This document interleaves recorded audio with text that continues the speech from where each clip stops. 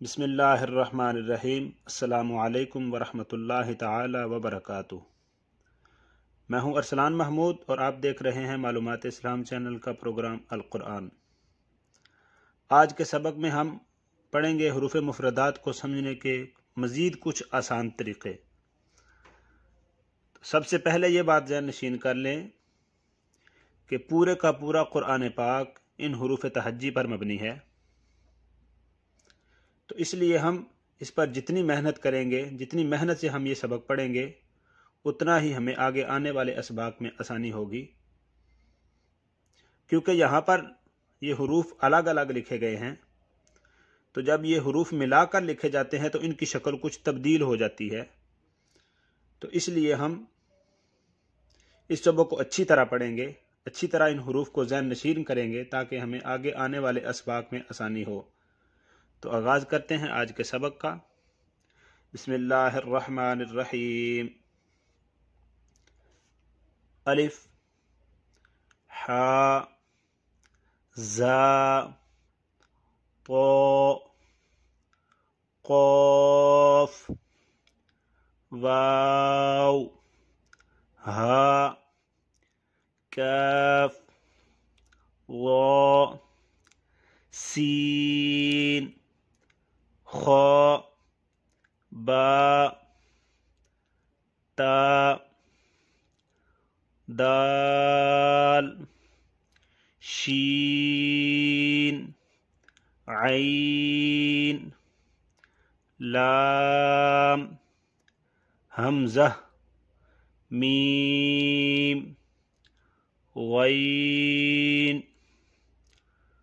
صاد، ذال، ثا، جیم، را،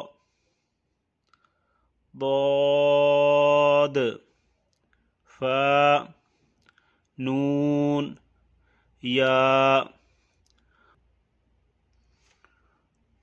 اور حروف مفردات کو یاد کرنے کا ایک آسان طریقہ یہ بھی ہے، بہت آسان طریقہ، کہ ہم اپنا نام لکھیں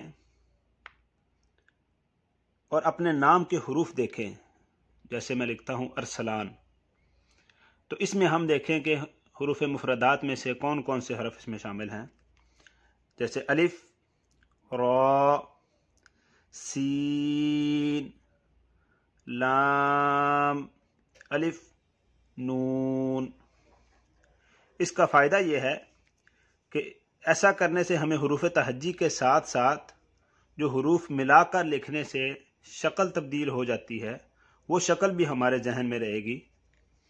تو اسی طرح کوئی اور چیز، جیسے کوئی بھی چیز آپ کے سامنے ہو، جیسے میز، یہ میرے سامنے میز ہے، تو اس میں ہم دیکھیں کہ اس میں حروف مفردات میں سے کون کون سے حروف ہیں۔ میم، یا، زا۔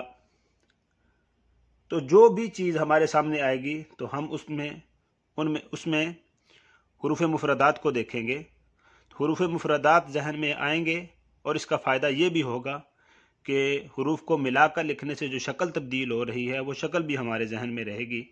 اللہ تبارک و تعالی ہمارے لیے مزید آسانیاں پیدا فرمائے۔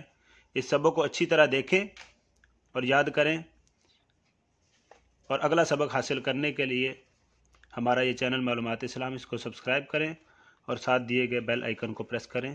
ملتے ہیں اگلے سبق کے ساتھ۔ السلام علیکم ورحمۃ اللہ تعالی وبرکاتہ۔